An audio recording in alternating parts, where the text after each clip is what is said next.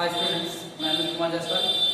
आज आपके सामने केमिस्ट्री का यूनिट 3 का लेक्चर नंबर 7 लेके आए हैं, जिसमें आज आपको पढ़ना है पी ब्लॉक के तत्व। इससे पहले हम एस ब्लॉक के तत्व पढ़ चुके हैं। एस ब्लॉक के तत्वों के बारे में पढ़ा, उनके गुण पढ़े और उनके जो भी गुण थे उनके बारे में विशेष तौर से हमने जाना। आज हम क्या पढ़ेंगे? एस ब्लॉक और पी ब्लॉक, बी ब्लॉक, ए ब्लॉक, 4 ब्लॉक है और 4 ब्लॉक में हम पहले एस पढ़ चुके हैं। एस ब्लॉक में क्षार धातु है और मृदा क्षार धातु थी। अब नंबर आएगा हमारा पी ब्लॉक तत्व, और पी ब्लॉक तत्व के बारे में आज हम जानकारी करेंगे। ध्यान दीजिएगा, पी ब्लॉक तत्व है क्या? ये हमारा यहाँ से शुरू है, ये हमारा यहाँ पूरा पी ब्लॉक है। अगर हम बात करें, ये है पी ब्लॉक। पी ब्लॉक में 6 वर्ग दिए गए हैं और 6 वर्ग जो दिए गए हैं वो हमने आपसे बताया था। ये वर्ग नंबर 13, 14, 15, 16 और ये 17, ये 18 या इसी को शून्य वर्ग भी कहते हैं।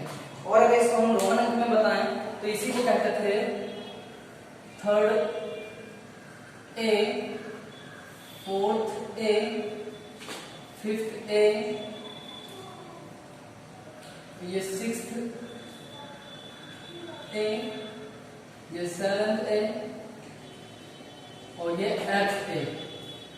ये एट्थ ए कहलाता है।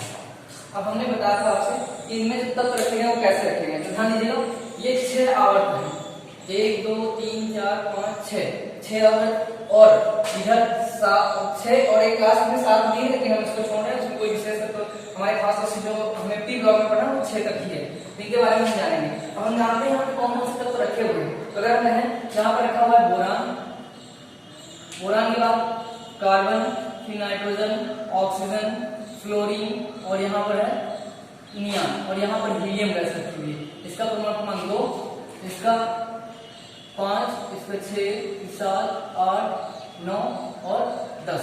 इस तरह से आपने देखा होगा और आवासानी अगर आपके पास है तो उसको देख कर रहिएगा। फिर इसके बाद हम शुरू करेंगे सिलिकॉन, यहाँ पर हो जाएगा, यहाँ पर हो जाएगा एल्यूमिनियम, यहाँ एल्यूमिनियम, यहाँ पे फास्फोरस, यहाँ पे सल्फर, यहाँ पे क्लोरीन और यहाँ पर आर्गन, यहाँ पर आर्गन हो जाएगा। इसके बाद हम बात करेंगे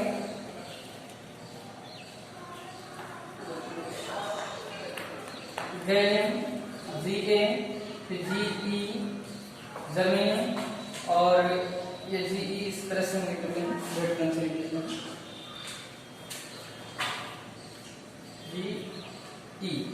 जर्मेनियम हो जाएगा। और जर्मेनियम के बाद फिर यहाँ पे आर्सेनिक, ये भी ये हम लाल क्यों लिख रहे हैं इसको अभी बता रहे हैं। फिर सिलिकॉन, फिर Br ब्रोमीन, फिर क्रिप्टॉन, इसे ध्यान रखिएगा। फिर इसके बाद पढ़ेंगे इंडियम, इंडियम IN,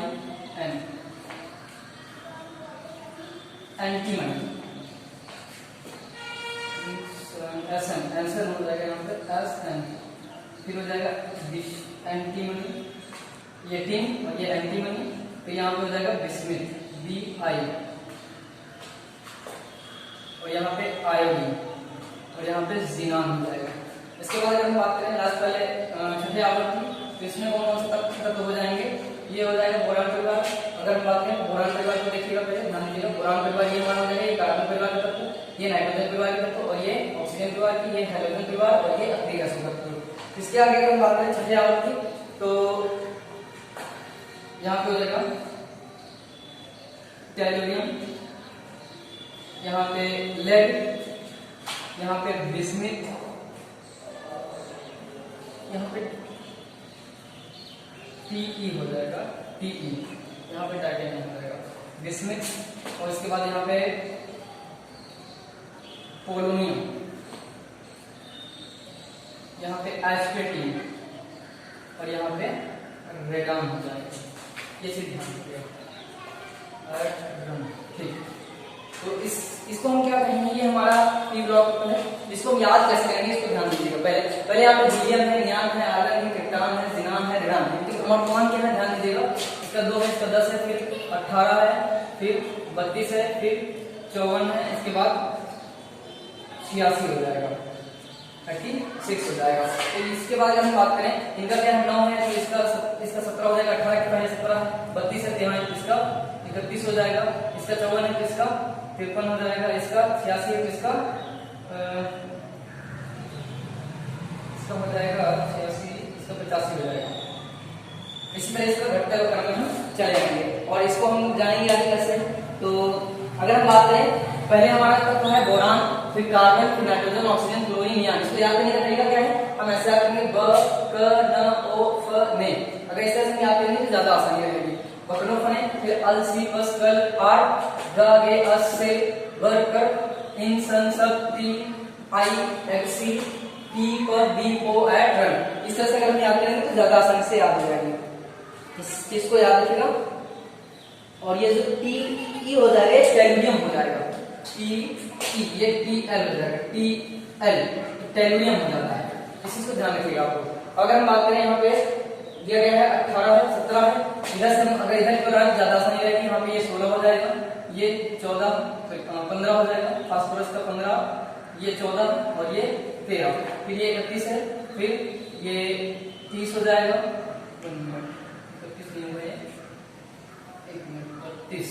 अगर हम बताएं 18 के बाद हमारा तीसरा आवर्त चला, तीसरे आवर्त में 10 तो यहाँ रहे होंगे, 10 तक तो पहले 2 लेंगे, 20 हो जाएंगे, 20 10 30 30 31, यहाँ से हो जाएगा 31 32 33 34 35 और ये 36 हो जाएगा। ध्यान दीजिएगा 36 के बाद फिर ये 54 होगा, 53 और ये 52, ये 51, ये 50 और ये 49। इस चीज को इतना याद रखिएगा पहले। अगर इतना अगर आपको समझ में आ रहा है तो अच्छी बात है। और फिर इसके बाद लास्ट वाला जो हो जाएगा वो 81 से शुरू हो जाएगा और 81 82 83 84 85 86, इस तरह से 81 82 83 84 85 और 86। मैंने बताया था 83 के बाद तब हमारे होंगे 84 से शुरू होंगे, वो रेडियो एक्टिव तत्व होंगे जिनके ऊपर एक इस तरह का स्टार नुमा संरचना बनी होगी, ये बताती है रेडियो एक्टिविटी को। ये तत्व होते हैं वो रेडियो एक्टिव होते हैं। तो आई होप इतना समझ में आया होगा कि आपको क्या पी ब्लॉक तत्व है क्या। अब ध्यान दीजिएगा मेरी बात, एक ब्लॉक की और एक आवृत्त की बात कर रहे हैं तो जाहिर बात एक आवृत्त हम अगर ले लेते हैं तो पी ब्लॉक तत्व होते क्या हैं। तो जिन तत्वों का इलेक्ट्रॉनिक विन्यास हम क्या कहेंगे, पी ब्लॉक की डेफिनेशन आपसे पूछी जाए कि पी ब्लॉक तत्व है क्या, पी ब्लॉक तत्व तो क्या होते हैं। अगर पी ब्लॉक तत्व आपसे पूछा जाए तो हम क्या कहेंगे, जिन तत्वों के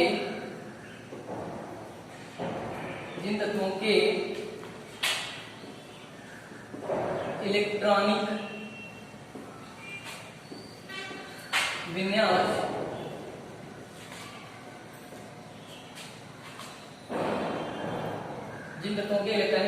करने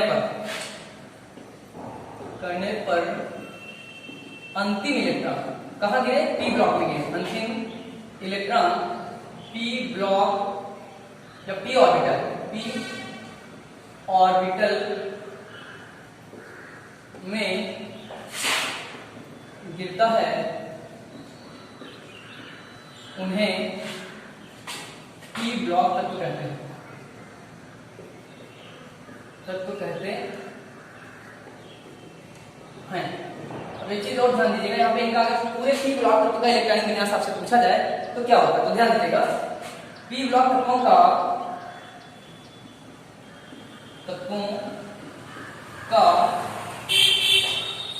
इलेक्ट्रॉनिक कॉन्फिगरेशन, ये आप समझ रहे हैं, इलेक्ट्रॉनिक कॉन्फिगरेशन इलेक्ट्रॉनिक विन्यास Np126 या तो Np1 होगा, Np2 हो सकता है या Np3 हो सकता है, Np4 हो सकता है या Np5 या फिर लास्ट में Np6 हो सकता है। यानी इनमें से अगर कोई है तो हम इसको सीधे हम ये कह सकते हैं कि जिन तत्वों का इलेक्ट्रॉनिक विन्यास Np126 यानी 1 से लेके 6 तक होगा उनको हम पी ब्लॉक के तत्व कहते हैं।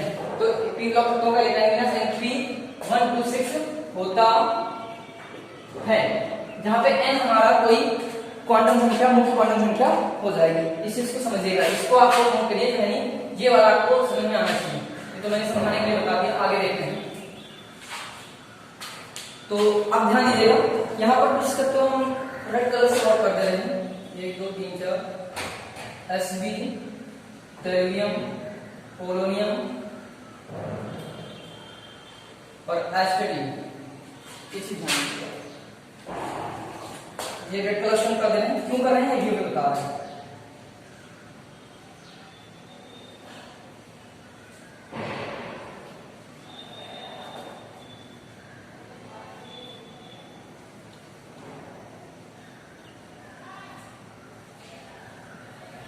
ये ध्यान दीजिएगा, ये जो तत्व मैंने रेड कलर से लिखे हैं इनकी अपनी एक कंडीशन है बताते हैं। तो ये 85 हो जाएगा, ये 52 है, 53, ठीक है। अब ध्यान दीजिएगा पी ब्लॉक तत्वों की विशेषताएं सुनिए पहले। अगर हम बात करें पी ब्लॉक तत्व जो होते हैं वो दूसरे आवर्त से लेकर छठे आवर्त में रेडॉन तक के तो विशेष तौर से है ही नहीं। इसके बाद भी एक आवर्त है, हमने उसको नहीं लिया है क्योंकि हमें मेनली यहीं तक पढ़ना है। लेकिन पढ़ना क्या है ध्यान दीजिएगा, जो वर्ग 13 है इसको बोरान परिवार, क्योंकि इसका पहला सदस्य हो जाता है। ऊपर से अगर देखें वर्ग में ऊपर से, तो इस वर्ग को अगर हम देखें तो इसका पहला तत्व बोरान है और जो इन तत्वों का सभी का इलेक्ट्रॉनिक विन्यास होगा वो Np1 होता है। ये चीज ध्यान दीजिएगा, बोरान परिवार जो भी होगा जितना भी होगा, बोरान परिवार कौन आता है, बोरान आता है, एल्युमिनियम आता है, गैलियम आता है, इंडियम आता है, टेलुरियम आता है। और जो कार्बन परिवार है इसमें वर्ग 14 है, इसको फोर्थ ए कहते हैं। इसमें कार्बन, सल्फर, सिलिकॉन, जर्मेनियम और टिन और लेड, ये जो तत्व आते हैं इनको मेनली क्या कहते हैं, इनका इलेक्ट्रॉनिक विन्यास। ये कार्बन परिवार के तत्व कहलाते हैं कि इनका जो मुख्य सदस्य पहला होता है, वर्ग में अगर जाएं तो पहला सदस्य सी है। और अभी बताते हैं क्यों कहते हैं इनको परिवार क्यों करते हैं इस कार्बन के नाम से। तो इनका जो इलेक्ट्रॉनिक विन्यास हो जाएगा वो Np2 हो जाता है। अब सुनिएगा, क्योंकि ये जो तत्व होता है पहला तत्व, इसके जितने भी गुण होंगे इसी के जैसे सभी तत्वों के गुण मिलते जुलते होंगे, इसलिए इसको मुख्य सदस्य मानकर इसी के परिवार का सदस्य कह दिया जाता है, इसको मुखिया मान लिया जाता है। यानी कि ये जो है ये वर्ग, ये पूरा कार्बन परिवार, ये बोरान परिवार, ये कार्बन परिवार, इसके बाद ये नाइट्रोजन परिवार हो जाएगा। और नाइट्रोजन परिवार की अगर हम बात करें तो इसका इलेक्ट्रॉनिक विन्यास Np3 हो जाएगा। और ऑक्सीजन परिवार के तत्वों का अगर हम इलेक्ट्रॉनिक विन्यास करें तो ये हो जाएगा Np4 हो जाएगा। अगर हाइड्रोजन परिवार, ये जो 17 वर्ग दिया गया है इसको फ्लोरीन, क्लोरीन, ब्रोमीन, आयोडीन, एस्टेटिन, इनका जो तत्व वर्ग है इनको हाइड्रोजन परिवार भी कहते हैं, ध्यान रखिएगा। हाइड्रोजन परिवार या इनको हाइड्रोजन परिवार भी कहते हैं, ध्यान रखिएगा। और इसका जो इलेक्ट्रॉनिक विन्यास होता है Np5 होता है। यानी इनका जो कैसे 5 होगा, जो पी वर्ग के पी ब्लॉक के पहले वर्ग में बैठे हुए हैं उनका 1 होगा, जो दूसरे वर्ग में बैठे हुए हैं उनका 2 होगा, जो तीसरे वर्ग में बैठे हुए हैं उनका 3 होगा, जो चौथे वर्ग में बैठे हुए हैं उनका Np4 होगा, जो पांचवें वर्ग में बैठे हुए हैं उनका Np5 हो जाएगा। और जो लास्ट वाले में Np6 हो जाएगा इनका, तो लास्ट वाले में इनका Np6 हो जाएगा। और जिन तत्वों का Np6 इलेक्ट्रॉनिक विन्यास आता है वो अक्रिय तत्व कहलाते हैं, वो अक्रिय तत्व या अक्रिय गैसें कहलाती हैं, जिनको नोबेल गैसें भी कहते हैं या निष्क्रिय गैसें भी कहते हैं। तो ये चीज ध्यान रखिएगा, शून्य वर्ग या 0 वर्ग कहते हैं या ए वर्ग कहते हैं। और एक चीज ध्यान दीजिएगा, अब ध्यान दीजिएगा हाइड्रोजन के बारे में खास तौर से जानिए, सॉरी हीलियम के बारे में जानिएगा। हीलियम क्या है, कहा क्या है, पी ब्लॉक तत्वों का इलेक्ट्रॉनिक विन्यास Np126 होता है, लेकिन यहाँ पे जो हीलियम है He, इसका इलेक्ट्रॉनिक विन्यास 1s2 ही होता है, क्योंकि 2 ही इलेक्ट्रॉन होते हैं। इसलिए इस आधार पर ये जो हीलियम होता है ये पी ब्लॉक का तत्व नहीं माना जाएगा। इस आधार पर इलेक्ट्रॉनिक विन्यास के आधार पर जो हीलियम होगा वो पी ब्लॉक का तत्व नहीं माना जाएगा। क्यों, क्योंकि इसका कोई भी ऐसा इलेक्ट्रॉन नहीं है जो पी ब्लॉक में गिर रहा हो। ये चीज अगर आपको समझ में आई है तो बताइए। आगे बढ़ते हैं। अब ध्यान दीजिएगा, जो हमने ये रेड कलर से लिख रखी है, अब बात करेंगे धात्विक गुण, क्योंकि इसके बाद हमारा एक गुण आएगा और एक गुण पढ़ेंगे कैसे, तो इसको ध्यान रखिएगा। अगर आपने इतना नोट कर लिया है इसको आगे हम मिटा के फिर आगे बढ़ते हैं, क्योंकि हमें पहले हेडिंग क्या डालना है, पी ब्लॉक क्या होते हैं, जिन तत्वों के इलेक्ट्रॉनिक विन्यास करने पर उनका अंतिम इलेक्ट्रॉन जो भी होगा लास्ट वाला पी ऑर्बिटल में दिखता है उन्हें पी ब्लॉक तत्व कहते हैं। पी ब्लॉक तत्वों का इलेक्ट्रॉनिक विन्यास Np126 होता है। और हीलियम इसका इस आधार पर देखा जाए तो हीलियम इस ब्लॉक का तत्व नहीं माना जाएगा। इसके बाद इसको इतना करने के बाद फिर आगे देखिएगा। इसके बाद इलेक्ट्रॉनिक विन्यास, क्योंकि हमने बता दिया आपसे कुछ गुण हमें पढ़ने हैं और उन गुणों के नाम अगर हम बताएं आपसे तो आप जानते हैं कल हमने एस ब्लॉक में जो तत्वों के गुण बता दिए हैं, गुण हमारे वही रहेंगे, ये गुण बदलेंगे नहीं और इन्हीं गुणों के आधार पर हम आगे की भी बात करेंगे।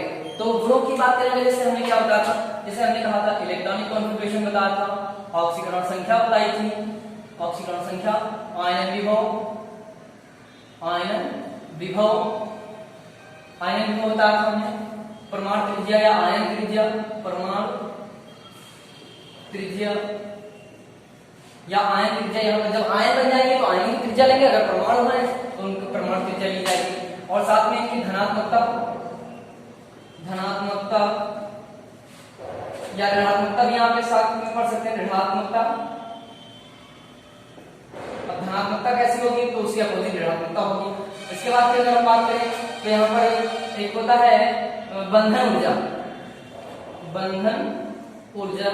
यहाँ पे एक विशेष तौर से ये बंधन ऊर्जा हमें खास तौर से देखना है, क्योंकि आयनन ऊर्जा पढ़ चुके हैं और आयनन ऊर्जा जो है वो धनायनों के लिए यानी कि धातुओं के लिए होती है और ये जो है ये अधातुओं के लिए है। तो ये चीज ध्यान रखिएगा, आगे हम बताएंगे भी।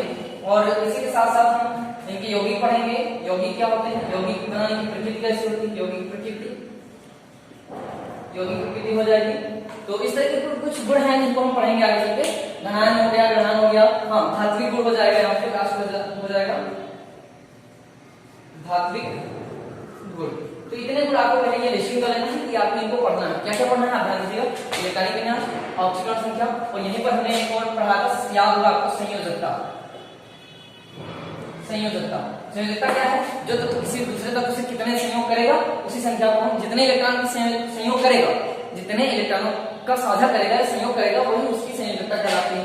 आयनन विभव क्या है, मैंने कहा था जब एक इलेक्ट्रॉन निकाला जाए तो जो ऊर्जा देनी पड़ती है, एक इलेक्ट्रॉन निकालने के लिए जो ऊर्जा देनी पड़ती है उसे आयनन विभव कहते हैं। उसी के जस्ट अपोजिट अगर इसको हम कहें एक इलेक्ट्रॉन बंधन, क्योंकि बंधन यहाँ दिया गया, बंधना, बंधन मतलब बांधना, यहाँ पे एक इलेक्ट्रॉन बांधना यानी डालने के लिए अगर परमाणु में हम एक इलेक्ट्रॉन बांधे या जोड़े तो उसमें से ऊर्जा निकलेगी। मैंने कल अगले लेक्चर में एक चीज बताई थी कि जब ऊर्जा डालेंगे तो इलेक्ट्रॉन बाहर आएगा, जब इलेक्ट्रॉन डालेंगे तो ऊर्जा बाहर आएगी। ये चीज ध्यान रखिएगा आप लोग। तो यहाँ पे बंधन ऊर्जा है, बंधन किसके लिए है, इलेक्ट्रॉन के लिए। अगर इलेक्ट्रॉन हम बांधना चाह रहे हैं तो ऊर्जा बाहर आएगी, तो उस ऊर्जा को हम बंधन ऊर्जा कहेंगे। जो निकली हुई ऊर्जा, इलेक्ट्रॉन बांधने के लिए जो ऊर्जा बाहर आएगी वो बंधन ऊर्जा। यौगिक की प्रकृति कैसी होगी, धात्विक गुण। अब आप ध्यान दीजिएगा, पहले धात्विक गुण क्या होता है इसके समझिए, अभी हम बाद में बात करेंगे इलेक्ट्रॉनिक विन्यास की। धात्विक गुण ध्यान दीजिएगा, ऊपर से नीचे जैसे जैसे हम जाएंगे तो ये क्या है, ये आधात्म, नीचे बाकी इसके सभी धातुएं हैं। अगर यहाँ पर देखें ये आधात्म कार्बन, बाकी इसके बाद ये उपधातु, सॉरी ये उपधातु, ध्यान रखिएगा ये उपधातु, उसके बाद धातुएं। ये जो लाल कलर से दिख रही हैं ये सभी उपधातुएं हैं। धातुएं क्या है, आधात्मिक क्या है, उपधात्मिक क्या है, जिनमें धातुओं के लक्षण नहीं पाए जाते हैं। मैंने बताया था तन्यता है, उष्मा चालकता है, विद्युत चालकता है, तन्यता है, सुघट्यता है और विद्युत प्रवाह करने की क्षमता है, या जो भी कुछ हमने बताया थे, ठोस और धात्विक चमक। अगर ये सब गुण नहीं पाए जा रहे हैं तो वो अधातु हो जाएगी, और जो अगर पाए जा रहे हैं तो धातु हो जाएगी। लेकिन अगर दोनों के गुण पाए जा रहे हैं तो वो उपधातु कहलाती है, और इनमें धातुओं और अधातुओं के दोनों के गुण पाए जाते हैं। किसमें, बोरान है, सिलिकॉन है, जर्मेनियम है, एस्पार्टिक है, एंटीमनी है, ये एंटीमनी और टेलुरियम हो जाएगा, पोलोनियम हो जाएगा और ये एस्पार्टिक हो जाएगा। तो इन तत्वों को अगर हम देखेंगे, ये जो तत्व होते हैं इनके बारे में हम जानेंगे। ये उपधातु हैं और इसके जो इस तरफ नीचे वाले हैं ये धातुएं हैं, इसके उस तरफ जो है वो अधातुएं हैं। ये चीज ध्यान रखिएगा। तो धात्विक लक्षण अगर आपसे पूछे हम, बताइए क्लोरीन का जो धात्विक गुण है वो क्या है, तो आप क्या बताएंगे, ये अधातु, ये भी अधातु, ये भी अधातु, ये भी अधातु, लेकिन ये क्या है, ये उपधातु। तो आपको क्या मिला, धातुओं के लक्षण की तरफ बढ़ रहे हैं धीरे धीरे। पहले अधातुएं थी, फिर उपधातु, उसके बाद क्या मिलेंगे, नीचे धातुएं हो सकती हैं। लेकिन यहाँ पे ऐसा कुछ है नहीं। फिर भी आगे देखते हैं, नाइट्रोजन देखते हैं, ऑक्सीजन देखते हैं। ऑक्सीजन में पहले ऑक्सीजन है, ये भी अधातु है, सल्फर है, सिलिकॉन है, ये सब अधातुएं हैं। टेलुरियम और पोलोनियम ये उपधातुएं आ गई। अब देखो पहले अधात्विक गुण था, फिर धीरे धीरे धात्विक गुण हो गया, यानी पहले अधातुओं का गुण पाया जाता, फिर धीरे धीरे धातुओं का थोड़ा गुण पाया जाने लगा। अगला कोई अगर तत्व होता तो उसमें धातुओं का गुण पाया जाता, तो धीरे धीरे धात्विक गुण बढ़ रहा है। इसमें देखिए सबसे सटीक एग्जाम्पल यहाँ से और यहाँ से बनेगा। ये अधातु, ये भी अधातु, लेकिन ये और ये एस्पार्टिक और एंटीमनी ये दोनों जो है ये उपधातु हैं। और बिस्मिथ यहीं पर देखिए तो ये धातु है, हालांकि लक्षण इसमें भी पाया जाएगा अधातुओं का, लेकिन ये धातु है। इन धीरे धीरे अधातु थी पहले, फिर अधातुओं के बाद धातु लक्षण आने लगे धीरे धीरे, जिनको उपधातु आ गया। इसके बाद पूर्ण तरह से धातु आ गई, यानी धातु लक्षण नीचे जाने पर बढ़ता है और ऊपर जाने पर धातु लक्षण बढ़ता है, यानी अधातु लक्षण बढ़ता है। इसे ध्यान रखिएगा। अगर इधर से इधर जाए तो धातु लक्षण की धातु इधर है, यहाँ देखिए धातु ये है, ये उपधातु है और ये इधर की अधातु है। ये ध्यान दीजिएगा, इधर से बाएं से दाएं जाएंगे तो धातु की लक्षण धीरे धीरे घटेगा। पहले धातु होंगी, फिर उपधातु, फिर धातु में। क्रम देखिएगा क्या है हम बता देते हैं। अगर हम ऊपर से आ रहे हैं, ऊपर आधातु है, ऊपर आधातु है, फिर नीचे जाएंगे तो उपधातु में मिलेंगे, उपधातु मिलेगी, उसके बाद और नीचे जाएंगे तो धातु में मिलेंगे। तो आपसे अगर पूछा जाए इसका क्रम क्या है तो आधात्विक लक्षण जो है धीरे धीरे वो घट रहा है, लेकिन धात्विक लक्षण धीरे धीरे बढ़ रहा है। इधर की ओर धात्विक लक्षण बढ़ रहा है। अगर हम ऊपर की ओर जाएं तो आधात्विक लक्षण हमारा क्या हो रहा है, ये वाला लक्षण हमारा धीरे धीरे, ये धातु है, आधात्ु का लक्षण नहीं है। ऊपर और जाएंगे तो इसमें धातु और उदात दोनों के हैं, लेकिन और जाएंगे ऊपर तो आधातु है, यानी ऊपर जाएंगे तो आधातु में मिलेंगी और नीचे जाएंगे तो धातु में मिलेंगी। यानी जिस तरफ जाएंगे जिस तरफ जिसको पाएंगे उसका लक्षण बढ़ रहा होगा। अगर नीचे जा रहे हैं तो धातुओं को पाएंगे, धातु लक्षण बढ़ रहा है। अगर ऊपर जा रहे हैं तो ऊपर आधातु में मिलेगी, आधातु लक्षण बढ़ रहा है। ये चीज आपको समझ में आया होगा। अगर इधर से इधर आवर्त में अगर हम इस तरह से बात करें तो क्योंकि हमें पहले इधर का शुरुआत जो करते थे यहाँ पे धातुएं थी, सभी धातुएं थी, और आगे गए तो उपधातु में मिली, और आगे जाएंगे तो सभी अधातु में मिल जाएंगे, अधातु। तो अब यहाँ पे क्या बताएंगे आप, धातु में धीरे धीरे मिलेगी, उसके बाद उपधातु में मिलेगी। अब जिधर जाएंगे जो मिलेगा उसका लक्षण बढ़ रहा है। तो इधर से इधर जा रहे हैं तो धातुओं से उपधातु में फिर आधातु में, तो आधातु लक्षण हमारा बढ़ रहा है। अगर इधर से इधर आए, अगर पूछा जाए कि आप सामने में दाएं से बाएं आने पर धातु लक्षण पे क्या प्रभाव पड़ता है तो आप क्या बताएंगे, तो दाएं से बाएं आएंगे, उधर से इधर तो धातु में थी और आधातु में थी, धातुओं की तरफ आ रहे हैं तो जिसकी तरफ जाएंगे वो लक्षण बढ़ेगा। तो धातुओं का लक्षण यहाँ पर बढ़ रहा है। आयोग की इतनी बात समझ में आई होगी आपको। और इसके बाद बस 1-2 पॉइंट आज करके इसके बाद फिर इसको हम पूर्णविराम देंगे, अगला पॉइंट फिर देखेंगे। तो इसके बाद हमारा हो जाएगा इलेक्ट्रॉनिक विन्यास पढ़ेंगे, पहले ऊपर वाले, और इसमें सभी का नहीं पढ़ेंगे, सिर्फ ऊपर वाला ये वर्ग उठा लेते हैं, वर्ग के पहले तत्वों को, और इनके बारे में सारे लक्षण पढ़ लेते हैं। बस सेम वैसे ही कुछ तत्वों के लक्षण इनके भी मिल जाएंगे। तो ये चीज ध्यान रखिएगा क्योंकि उसी परिवार के तत्व होंगे, उनके लक्षण सेम वैसे ही होंगे जैसे एक के होंगे। ये चीज ध्यान रखिएगा। आगे बढ़ते हैं, इसको ऐसे रखते हैं, आगे इसको मिटा के फिर यहाँ पे इलेक्ट्रॉनिक विन्यास पहला ग्रुप हो जाएगा हमारा। तो इलेक्ट्रॉनिक विन्यास पढ़ेंगे, आचरणता और संयोजकता पढ़ेंगे, फिर आयनिक को प्रमाण विद्या, उसके बाद धनात्मकता और ऋणात्मकता, इस तरह से धीरे धीरे सारे पॉइंट पढ़ेंगे। तो अब ध्यान दीजिएगा, पहले कुछ 1-2 पॉइंट आज पढ़ लेते हैं। अगली हेडिंग हमारी हो जाएगी इलेक्ट्रॉनिक विन्यास। इलेक्ट्रॉनिक विन्यास, अब ईसी का मतलब समझ रहे हैं, E for electronic, C for configuration यानी कि विन्यास। तो ईसी का मतलब क्या है ध्यान दीजिएगा। तत्वों के इलेक्ट्रॉनिक विन्यास अगर हमको पढ़ना है तो पहले लेंगे बोरान, पहले boron, carbon, nitrogen, oxygen, fluorine. Fluorine अगर लास्ट में लेना चाहें तो हम ये नियान भी ले सकते हैं। अब ध्यान दीजिएगा, नियान अक्रिय गैस क्यों कही जाती है, क्योंकि ये कभी किसी तक तो इसके पास जो पी ऑर्बिटल होता है पूर्ण भरा होता है और इसलिए पूरी तरह से स्थायी होती है, यानी मजबूत होती है। इसको किसी से बॉन्ड बनाने की जरूरत नहीं है, इसीलिए इसको अक्रिय गैस कहा जाता है। ऐसे तत्व जो कभी वातावरण में रहकर भी किसी से क्रिया ना करें वो अक्रिय गैस होती है, यानी जो निष्क्रिय पड़े हैं वही निष्क्रिय गैस है या अक्रिय गैस है। तो बोरान का इलेक्ट्रॉनिक विन्यास क्या होगा, कार्बन का क्या होगा, नाइट्रोजन का क्या होगा, ऑक्सीजन का क्या होगा, फ्लोरीन का क्या होगा और नियान का क्या होगा। तो ध्यान दें, अगर इसको हम देखें तो 5 क्रमांक, इसका 6, इसका 7, इसका 8, इसका 9, इसका 10। हमें बताइएगा आप लोग लिख के इनके प्रमाण भार कितने कितने होते हैं, आप लोग बताइएगा। और हम ये वर्ग में इधर से इधर पढ़ रहे हैं, आवर्त में दूसरा आवर्त, ये सेकंड आवर्त ले रहे हैं। अगर हम बात करें कौन सा आवर्त हमने उठाया है तो हमने सेकंड आवर्त के तत्वों को उठा लिया है और इन्हीं के बारे में सारी विवेचना हम पढ़ लेंगे।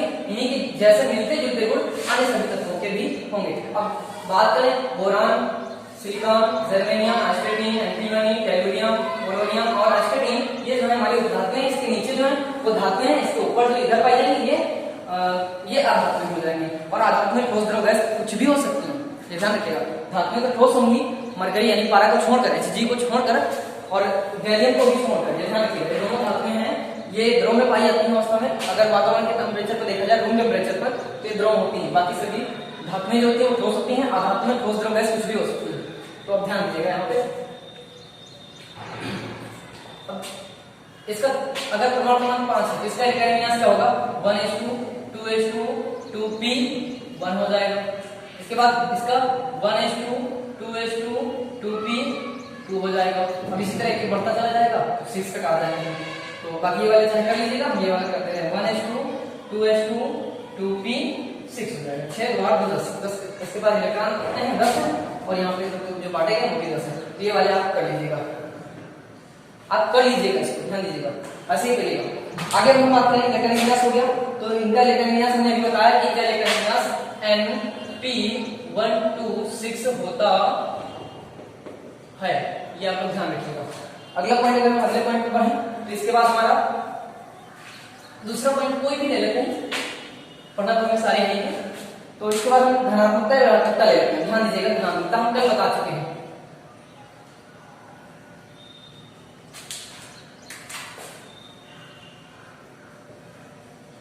धनात्मकता, अब धनात्मकता क्या है, हमने कहा था तत्व जो होता है वो अगर इलेक्ट्रॉन त्याग के धन चार्ज ले ले, प्लस चार्ज ले ले, पॉजिटिव चार्ज ले ले, तो वो धनात्मकता उसकी कहलाती है। जितनी ज्यादा वो धनात्मक, जितने ज्यादा धन चार्ज लेगा यानी उतने ही ज्यादा इलेक्ट्रॉन त्यागेगा।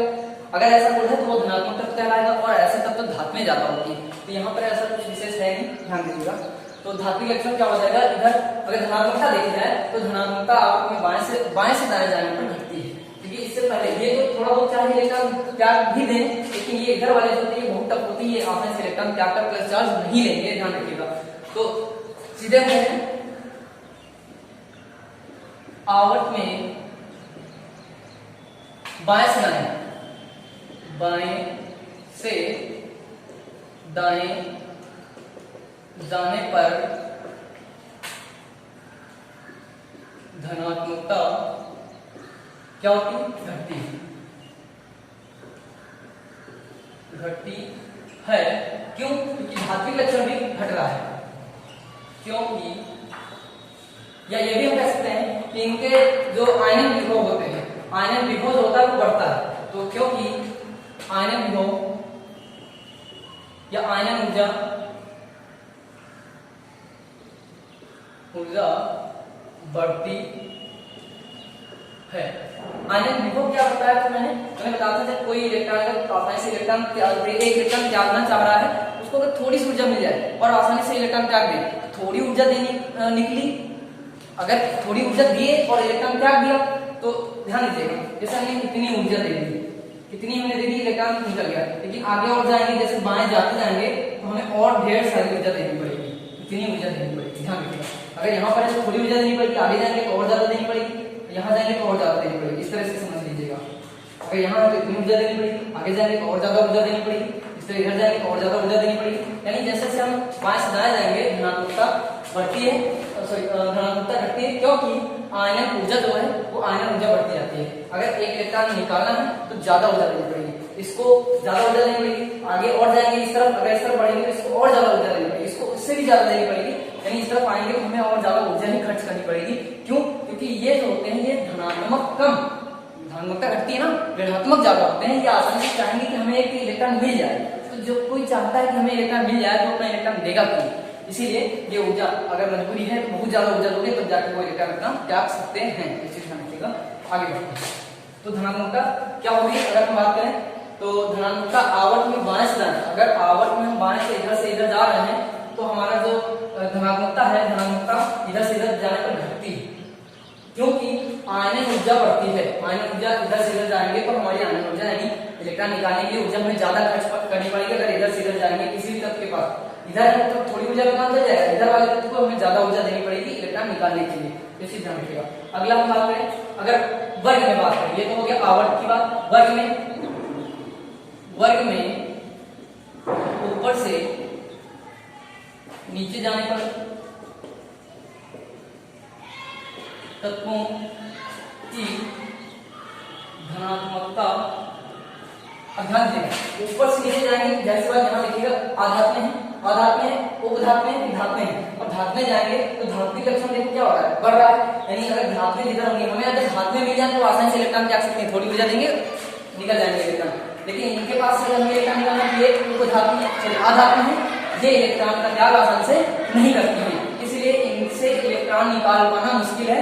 धातुओं से निकाल पाना इलेक्ट्रॉन आसान है, धातु में आसानी से इलेक्ट्रॉन त्याग करेंगे, थोड़ी ऊर्जा दोगे तब भी, लेकिन आधातु में इनको ज्यादा ऊर्जा दोगे तब भी आसानी से इलेक्ट्रॉन त्यागेंगी नहीं, क्यों, क्योंकि ये इलेक्ट्रॉन लेना चाहते हैं। तो आगे ध्यान दीजिएगा, वर्ग में ऊपर से नीचे जाने पर तत्वों की धनात्मकता यहाँ पे बढ़ रही थी, इधर से इधर जाएंगे घटेगी, इधर से इधर जाएंगे तो धनात्मकता बढ़ती है, क्योंकि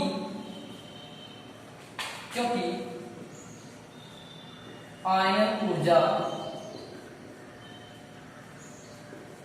घटती है। घटती का कुछ ऊपर जैसे है तो इस तरह से देख लीजिएगा। अगर ऊपर वाले को हमें देखना है तो ऊपर वाले को इतनी सारी ऊर्जा देनी पड़ेगी, उससे नीचे वाले को थोड़ी कम, उससे नीचे वाले को थोड़ी और कम, लेकिन इससे सबसे नीचे आएंगे तो इसको और कम ऊर्जा देनी पड़ेगी, थोड़ी सी ऊर्जा देंगे, ये आयन ऊर्जा, थोड़ी ऊर्जा देंगे इलेक्ट्रॉन बाहर हो जाएगा, ये इसलिए देखो आयन ऊर्जा क्या हो रही है, घट रही है। इसको बनाना नहीं है फिगर, फिर समझने के लिए, तो इसी को समझिए, ये पॉइंट समझ में आ गया। और जस्ट ऐसे ही ऋणात्मकता भी है, तो धनात्मकता के बाद ऋणात्मकता पे आते हैं।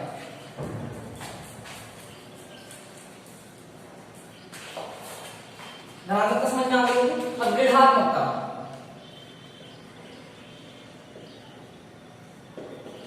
ऋणात्मकता क्या है, इलेक्ट्रोनेगेटिविटी, यानी तत्व को अपनी ओर आकर्षित करने की क्षमता, सॉरी इलेक्ट्रॉन को, तत्व अगर अपनी ओर आकर्षित, इलेक्ट्रॉन को आकर्षित कर रहा है तो ये है उसकी ऋणात्मकता, आकर्षित करेगा। जैसे हम बात करें अगर Cl है, Cl अगर एक इलेक्ट्रॉन ले ले तो इससे क्या आ जाएगा, ये Cl माइनस बना लेगा, यानी एक इलेक्ट्रॉन इसमें माइनस आ जाएगा। देखो ऋणात्मकता क्या है, अगर इलेक्ट्रॉन ग्रहण कर ले तो उस पर माइनस आवेश आ जाएगा, इसी को हम क्या कहते हैं, ऋणात्मकता कहते हैं। इलेक्ट्रोनेगेटिविटी इसको कहते हैं, इलेक्ट्रोनेगेटिविटी,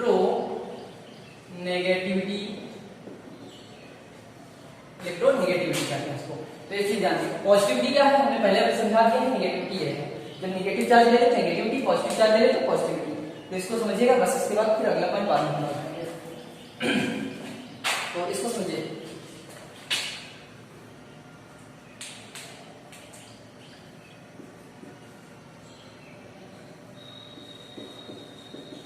किसी तत्व का कोई परमाणु है, परमाणु द्वारा एक इलेक्ट्रॉन ग्रहण करने की क्षमता क्या कहलाती है, ऋणात्मकता कहलाती है, या विद्युत ऋणात्मकता कहलाती है। विद्युत, इसको विद्युत निरा लीजिएगा, विद्युत ऋणात्मकता कहलाती है। किसी ध्यान रखिएगा, अगर आवृत्ति की बात करें तो जाहिर सी बात है ऋणात्मकता किसकी ज्यादा होगी, इसकी ज्यादा होगी और इसकी कम होगी। क्यों, क्योंकि इनकी बंधन ऊर्जा आ जाएगी। अब बंधन ऊर्जा भी वैसी होगी, ऊपर से ज्यादा बंधन ऊर्जा होगी, नीचे कम होगी। कारण यही सेम बंधन ऊर्जा अपोजिट खुद में है, इसलिए ध्यान दीजिएगा। ऋणात्मकता ग्रहण करें, आवर्त में बाएं से दाएं जाने पर विद्युत ऋणात्मकता बढ़ती है, क्योंकि उधर धात्विक थी और इधर अधात्विक है। तो ऋणात्मकता किसके पास होगी, धनात्मकता धातुओं के पास, ऋणात्मकता अधातुओं के पास। तो धातुओं के पास धनात्मकता थी, ऋणात्मकता नहीं थी, इसलिए उधर कम थी ऋणात्मकता, इधर वाले तत्वों के पास, उनके पास ऋणात्मकता ज्यादा होगी। तो इसलिए बाएं से दाएं जब भी आएंगे तो ऋणात्मकता का क्रम धीरे धीरे बढ़ेगा, बढ़ती है। क्यों कि इसको समझिएगा, इस पॉइंट को समझिएगा, ये ज्यादा है। अगर हम किसी तत्व में जैसे Cl है, अब इधर से इधर आ रहे हैं तो क्या होगा, इसको भी ऐसे समझिएगा। अगर धनात्मक है, अगर उसको हम थोड़ी ऊर्जा दें तो वो इलेक्ट्रॉन क्या ग्रहण करेगा, नहीं। ध्यान दीजिएगा हमारी बात को, कहने का मतलब क्या है, हम यहाँ पे बात कर रहे हैं बंधन ऊर्जा की। बंधन ऊर्जा पहले समझ लीजिए, फिर समझाते हैं। ये पॉइंट अभी पूरा नहीं हुआ, क्यों, कारण इसलिए छूटा हुआ है, बताते हैं। बंधन ऊर्जा, अब ध्यान दीजिएगा, अगर ये ऊर्जा वो है कि एक इलेक्ट्रॉन हमें बांधना है, परमाणु दे दें और वो ऊर्जा रिलीज कर दे, तो ध्यान दीजिएगा, अगर जबरदस्ती हम धातुओं से करें कि तुम्हें ऊर्जा हम दें और तुम इलेक्ट्रॉन त्याग दो, तो क्या वो आसानी से त्यागेंगे, वो इलेक्ट्रॉन को त्यागना खुद चाहते हैं, ऊर्जा को नहीं। वो इलेक्ट्रॉन को खुद त्यागना चाहता है, अगर उनको हम इलेक्ट्रॉन देंगे तो वो ऊर्जा नहीं रिलीज करेंगे। वो चाहते हैं कि हम अपनी ऊर्जा क्यों व्यक्त करें, हम तो खुद अपना चार्ज देना चाहते हैं, लेकिन अगर जबरदस्ती की गई तो थोड़ी सी ऊर्जा वो दे देंगे, वो थोड़ी सी ऊर्जा दे देंगे, कहेंगे लो। लेकिन आगे जैसे जाएंगे, अब धीरे धीरे इधर जाएंगे, अगला तत्व और जैसे बाएं जाएंगे, अब यहाँ से अगर हम इधर आ गए, धातुओं से इधर आ गए, जैसे एल्यूमिनियम है या इनमें से कोई ले लें, अगर ये थोड़ी सी ऊर्जा रिलीज करेगा, ये और ज्यादा, ये और ज्यादा। इसके बाद धीरे धीरे जैसे जैसे हम इधर बढ़ते जाएंगे, अगर आयोडीन या क्लोरीन, ब्रोमीन, क्लोरीन के पास आ गए, ये एक इलेक्ट्रॉन लेंगे और इतनी ज्यादा ऊर्जा रिलीज कर देंगे, ये देखिएगा, इतनी ज्यादा ऊर्जा रिलीज कर देंगे कि कुछ नहीं। तो ये कहने का मतलब क्या है कि ये तत्व जो होते हैं ये इलेक्ट्रोनेगेटिव होते हैं, कि आसानी से एक इलेक्ट्रॉन पा जाए, फिर इनसे आप अपार ऊर्जा ले लो। ये अपार ऊर्जा मतलब एक सीमा होती है, एक निश्चित बाउंड्री होती है कि हाँ इतनी ऊर्जा रिलीज करेंगे, यानी ये आसानी से ज्यादा ऊर्जा रिलीज कर सकते हैं। सीधे कहेंगे धातु में कम ऊर्जा रिलीज करेंगे अगर इलेक्ट्रॉन दोगे, वैसे तो लेंगे ही, लेकिन अगर लेंगे भी तो वो नाम मात्र ऊर्जा रिलीज करेंगे, लेंगे ही नहीं, पहली बात। और अगर आधातु में हम यहाँ पे आधातों की बात करें, अगर इनको इलेक्ट्रॉन हम दे रहे हैं तो ये इलेक्ट्रॉन ले लेंगे, फटाक से लेंगे, बहुत तेजी से लेंगे और ऊर्जा बहुत ज्यादा रिलीज कर देंगे। यही चीज है कि बंधन ऊर्जा भी इधर बढ़ती है। अब इससे पहले हमने क्या बताया, धनायन ऊर्जा भी बढ़ती है, तो वो भी कारण अलग था, ये कारण अलग है। यहाँ वो ऊर्जा जो थी वो दी जाती थी और ये ऊर्जा जो है वो निकल रही है, तो दोनों अपोजिट है इसलिए बढ़ रही है, तो क्योंकि बंधन ऊर्जा बढ़ती है, क्योंकि बंधन ऊर्जाएं बढ़ती है। अब सेम वर्ग का वैसा ही लक्षण हो जाएगा, वर्ग में अगर हम जाएंगे तो वर्ग का क्या लक्षण हो जाएगा, तो वर्ग भी दे लीजिएगा। ये आवर्त की बात हुई। वर्ग में अगर ऊपर से नीचे में जाएंगे तो धातुएं मिलेगी, और धातुएं भी हम बता रहे थे आयन ऊर्जा कम होती है, यानी ये हम क्या देखेंगे, अब यहाँ पे बढ़ रही थी, अगर इधर से इधर जा रहे थे तो धातुओं से अधातुओं की ओर जा रहे थे, इधर धातुएं थी इधर आधातुएं, तो बढ़ रही थी। अब ऊपर से ऊपर आधातुएं नीचे धातुएं, तो ये घटेगी। तो ध्यान दीजिएगा, वर्ग में ऊपर से नीचे जाने पर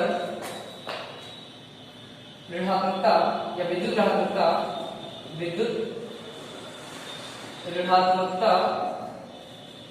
घटती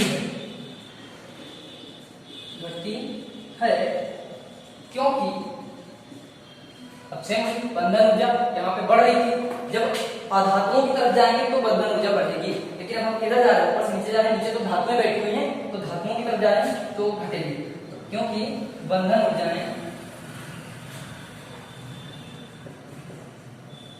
घटती, क्योंकि बंधन ऊर्जाएं घटती हैं। ये हो गया आपका पॉइंट। धातु लक्षण पढ़ लेते हैं फिर लास्ट, तो ये पॉइंट आप लोग नोट कर लीजिएगा, इसको अच्छे से समझ लीजिएगा।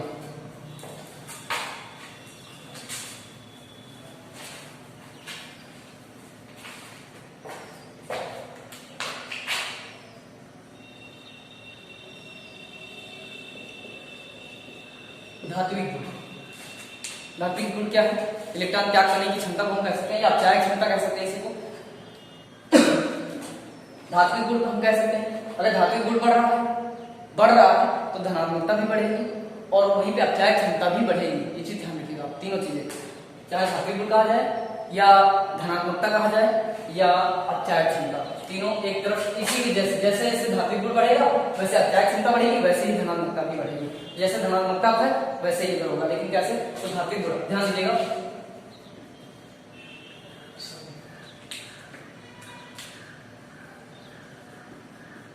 आवर्त में बाएं से दाएं, इसको जरा देखिएगा हम कैसे बना रहे हैं, उसको समझिएगा। पहले हमें क्या मिलती है, पहले हमें आवर्त सारणी में धातुएं मिलती है, यानी इस तरफ अगर देखें उस तरफ बाईं तरफ धातुएं, फिर इसके बाद क्या मिलती है, उपधातुएं, इसके बाद फिर हमें आधातुएं मिलती है। तो आप समझ रहे होंगे ये लक्षण क्या हो रहा है, तो आवर्त में ये हो रहा है, धातुएं फिर उपधातुएं फिर आधातुएं, यानी धात्विक लक्षण घटता है। तो धात्विक लक्षण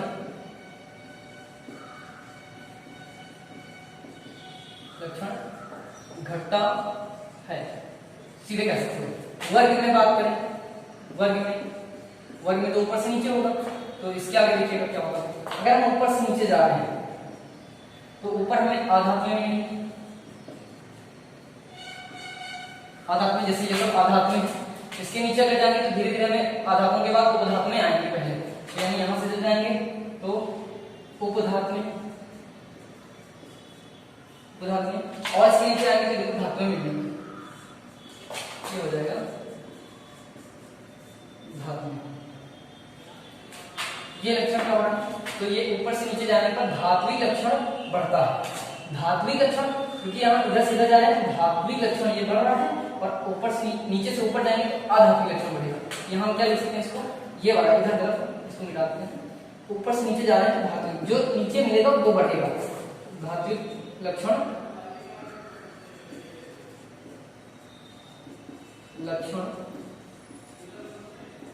बढ़ता है ऊपर से नीचे जाने पर धात्विक लक्षण बढ़ता है। ये दोनों पॉइंट कुछ अलग से एक ये हो जाएगा और एक ये होगा। इन दोनों को आपको समझिएगा, ये बाएं से दाएं जाने पर, ये ऊपर से नीचे जाने पर। तो आई होप कि इतना समझ में आया होगा। आज के लिए बस इतना ही, से ज्यादा वीडियो बड़ी ना हो, इसलिए तो चाहेंगे कि जो समझ में नहीं आया होगा उसको एक बार कमेंट करते रहिएगा, और फिर जानकारी हम इसके बाद की जो शेष जानकारी है वो आपको हम अगले लेक्चर में देंगे। तब तक के लिए थैंक यू, गुड बाय।